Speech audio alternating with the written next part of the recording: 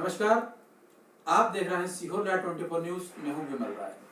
आइए जानते हैं आज शहर की प्रमुख खबरों की। आज अंतर्राष्ट्रीय महिला दिवस है।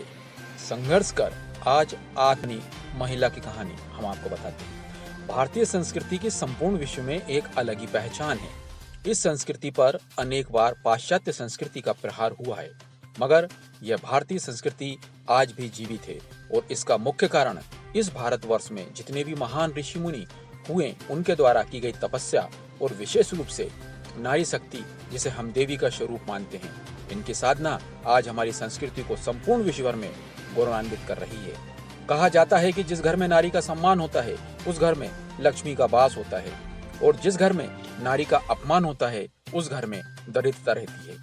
दरअसल 8 मार्च को अंतर्राष्ट्रीय महिला दिवस मनाया जाता है और यह महिला दिवस क्यों मनाया जाता है, इसका उद्देश्य क्या है?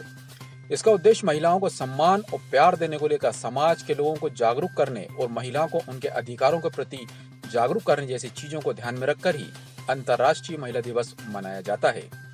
महिलाओं को बुलंद करने और समाज में फैले असमानता को दूर करने के लिए इस दिन का काफी महत्व है। नरसुल्लागंज सहित क्षेत्र के कई महिलाएं ऐसी हैं जिन्होंने अपने जीवन में संघर्ष करते हुए आगे बढ़कर मुकाम हासिल किया है।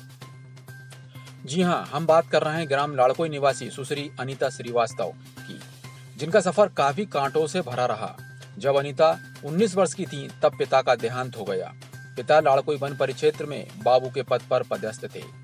पिताजी के देहांत के बाद परिवार की सारी जिम्मेदारी सुश्री अनीता श्रीवास्तव के कंधों पर आ गई और परिवार में 2 बड़ी बहनें और छोटे भाई बहन हैं, जिनके पालन पोषण व देखरेख की जिम्मेदारी सुश्री अनीता के कंधों पर आ गई और 19 वर्ष की उम्र में मां के साथ 2 छोटे भाई बहन की जिम्मेदारी ने जीवन संघर्षमय बना दिया। आपको बता दें कि मध्यम वर्ग परिवार में सन 4 अक्टूबर 1969 को जबलपुर में जन्मी अनीता श्रीवास्तव आज लिटिल कॉन्वेंट स्कूल के नाम से एक स्कूल संचालित करती हैं। धीरे धीरे उन्होंने अपने स्वयं के प्रयास से एक अशासकीय स्कूल का संचालन प्रारंभ किया, जो कि 5 बच्चों से प्रारंभ करते हुए आज हाई स्कूल तक है और इस जीवन को बच्चों के लिए समर्पित करते हुए सामाजिक गतिविधियों में भी लगातार अपना सहयोग देते हुए कोरोना काल में गरीब तबके के लोगों की मदद की, उन्हें भोजन व राशन मुहैया कराया। इसके साथ ही सुश्री अनीता राजनीति में भी सक्रिय रही हैं और आज लाड़कोई महिला मोर्चे की मंडल अध्यक्ष हैं। जी, मेरे पापा फॉरेस्ट में सर्विस करते थे, तो मैं रेहटी में कन्याशाला रेहटी स्कूल में पढ़ाई करी 5वीं तक। उसके बाद मैंने लाड़कोई हायर सेकेंडरी स्कूल से 8th किया। उसमें मैं ज़िले में मेरिट में आई थी। आर्थिक स्थिति कमज़ोर होने के कारण यहाँ के साधन भी नहीं थे, तो फिर मैंने आगे की पढ़ाई जबलपुर में करी थी। मुझे 82 में स्कॉलरशिप भी मिली है और मेरा उस समय लाड़कोई में इतनी दिक्कतें थी, रास्ते भी नहीं थे, तो मेरे पापा 4 बजे मुझे साइकिल से लेके नरसुल्लागंज गए थे, जहाँ पे मैंने मेरिट स्कॉलरशिप परीक्षा दी और उसमें मैं फर्स्ट डिवीज़न उत्तीर्ण हुई थी। उसके बाद मैंने MLB स्कूल जबलपुर से हायर सेकेंडरी किया। वहाँ से लाड़कोई आई तो देखा मेरे घर कितनी, पापा मेरे रिटायर हो गए थे, आर्थिक स्थिति बहुत ज़्यादा कमज़ोर थी।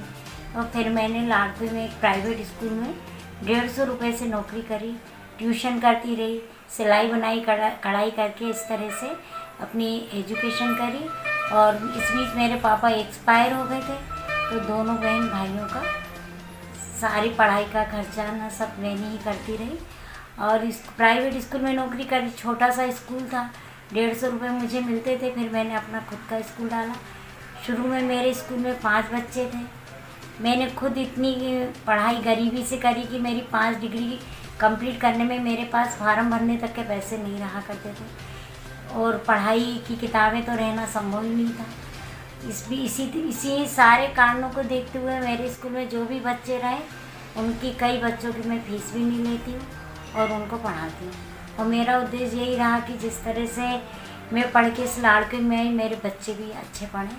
और मैं इसके साथ ही समाज सेवा का कार्य करती रही, जो जिस लायक था उसकी हेल्प करती रही। और ऐसा हमारी और भी खबरें देखने के लिए आप हमें YouTube पर ज्वाइन करें, साथ ही आप हमारे YouTube चैनल को सब्सक्राइब करें और साथ में आए बेल आइकन को दबाएं, ताकि हर तरोताजा खबरें सबसे पहले आप तक पहुंच सके। खबरों में अभी इतना ही। आप देखते रहिए सीहोर लाइव 24 न्यूज। नमस्कार।